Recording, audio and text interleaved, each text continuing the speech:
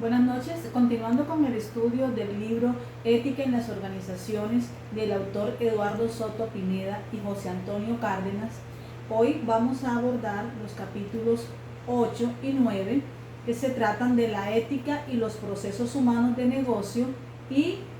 Buenas noches. La cultura y ética organizacional. Bueno, mi grupo está conformado por Cristian Polo y quien les habla, Claudia Ariz. Voy a comenzar la exposición iniciando el tema la ética y los procesos humanos de negocio.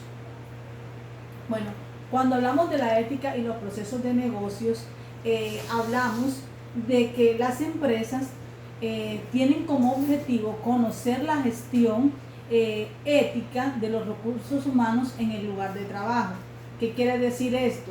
Que se mira la ética no solamente desde el punto de vista del empleado, sino también se mira la ética desde el punto de vista de la organización.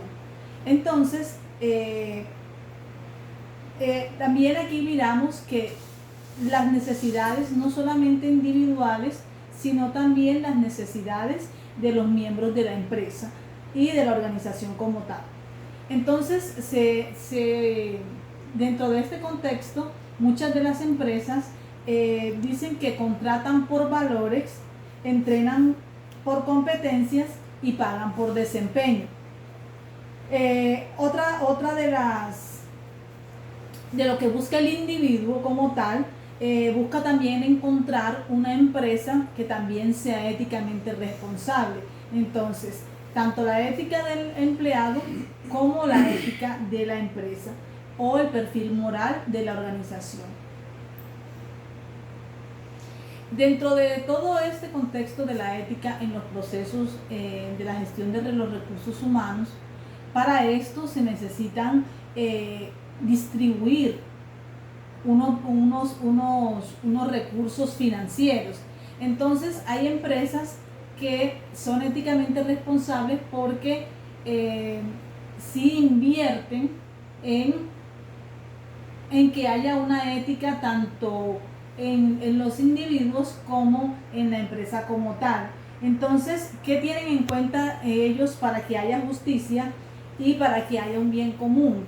Entonces, lo primero que tienen en cuenta es el individuo, para qué necesita estos recursos, para el sustento de su familia. Se mira la situación real de la compañía, si la real situación de la compañía permite invertir en recursos humanos o la aportación efectiva de las personas a la producción o a la administración de la empresa.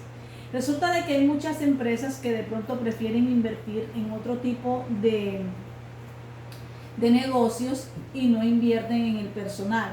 Entonces, dice, según Bell 2005, dice que la compensación por el trabajo y en general el paquete económico y social de la empresa ofrece a su personal un factor determinante, aunque no es el único, que permite a la empresa retener al talento requerido y tampoco sirve para atraer personas con alta moralidad.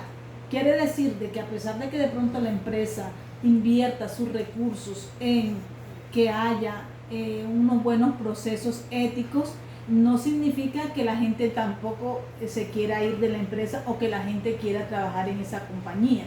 Eso no significa que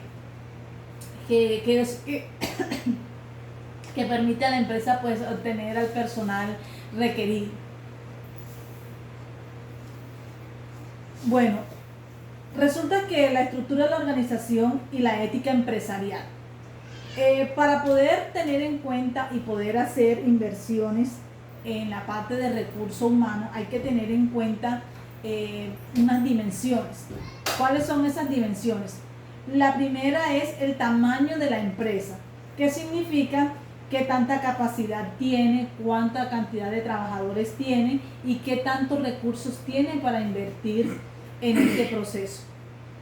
El grado de descentralización de las decisiones, concentración del poder y la autoridad. Y el nivel de formalización, las reglas, políticas y prácticas estrictamente definidas. ¿Qué quiere decir esto? Que dentro de la estructura organizacional hay que tener en cuenta que no toda la ética aplica igual, o no todos los códigos de ética aplica igual a la empresa. Todo esto va dependiendo pues del tamaño de la empresa y de lo que la empresa pues invierta o quiera invertir para que sea éticamente responsable. Bueno, pasamos al siguiente tema. El siguiente tema pues comprende lo que es la cultura y la ética organizacional según el texto del libro de la ética de las organizaciones. Esta fase de la ética tiene que ver mucho con la cultura y sobre todo con la cultura entre población, ya que el objetivo es comprender las culturas organizacionales con estrategias, estructuras y procesos que implementa la organización. Conocer el tema de las dimensiones culturales de las naciones conlleva a la cultura para que defina las reglas de juego de la organización. En este orden de ideas, la cultura organizacional cumple una serie de funciones, establece la diferencia entre la organización y otra, es un elemento integrador de identidad para personas de la misma organización, es un vehículo que compromete al individuo a los intereses de la organización. La cultura proporciona estabilidad al sistema social en particular. La cultura sirve como mecanismo de control para guiar la conducta. Y como lo expresa el autor en el texto, el objetivo principal de todo es profundizar básicamente en los componentes de la cultura, puntualmente en este capítulo, en la cultura hispanoamericana empresarial y su énfasis y su influencia en la ética de la gestión. Además, conocer los fundamentos para construir una cultura organizacional basada en valores y responsabilidad social. Tiene como base la resolución de conflictos entre culturas, teniendo en cuenta que las sociedades y las culturas son unas dimensiones culturales de las naciones que marca mucho pues el tema principal de las organizaciones arraigado demográficamente en los estados, en los países o en el entorno donde desarrolla su actividad. Entonces es fundamental que las culturas sean más sensibles a los problemas y dilemas éticos que las sociedades en donde predomina el colectivismo. Las personas que permanecen en una sociedad masculina tienden a ser menos sensibles, ya que están inmersos en una sociedad considerada como femenina. La selección de las estrategias dependen de tres elementos situacionales: la intensidad, la importancia y los valores que rigen la influencia relativa de las partes en conflicto y la urgencia de resolver problemas. Bueno, el autor también nos expresa que la ética y la cultura nacional son los estudios que han sido criticados grandemente porque enfrenta diferentes razones. Pero fundamentalmente la cultura nacional no parece ser tan estable como lo predijeron en algunos momentos el señor Fernández en 1997. 25 años después, 9 países de 4 continentes se reserva la cultura correspondiente, han sufrido cambios significativos, mismos que al parecer están relacionados con cambios en el entorno.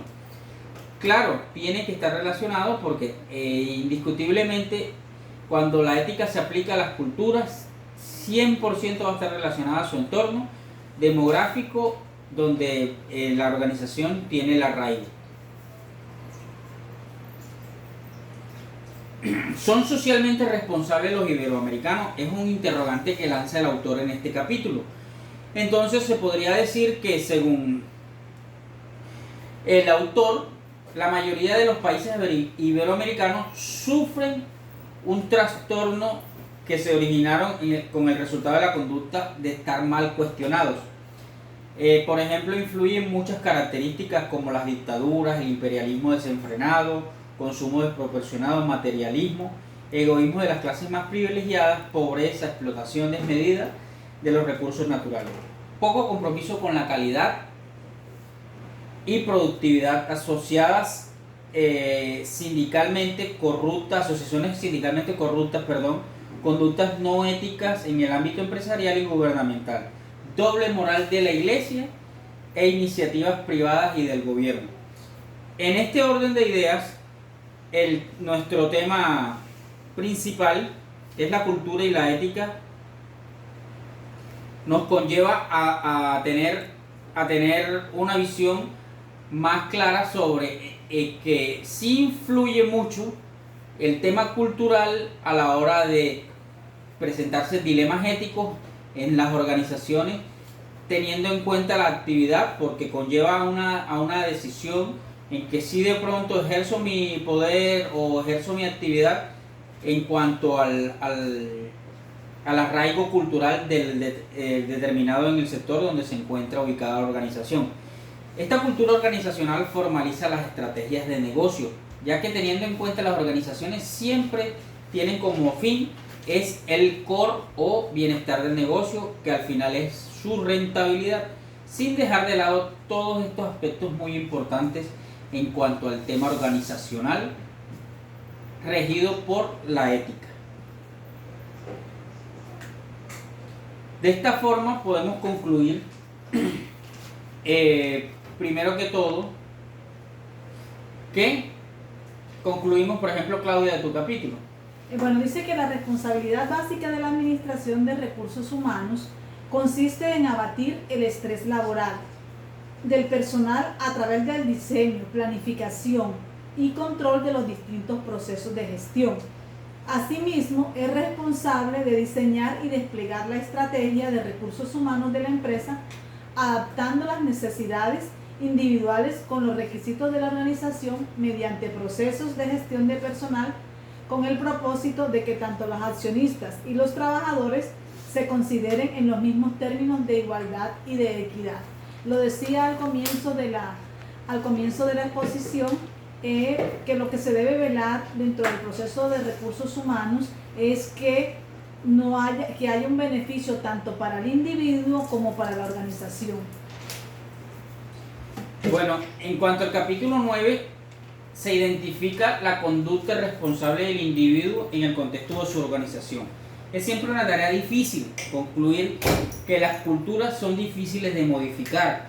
No obstante, la responsabilidad moral del individuo consiste en la esencia en conciliar con sus valores morales y los resultados esperados por todos los grupos de interés dentro del marco de la cultura corporativa y el contexto de la cultura nacional, sin dejar de lado la importancia que juega el tema cultural demográficamente en cuanto a temas de ética.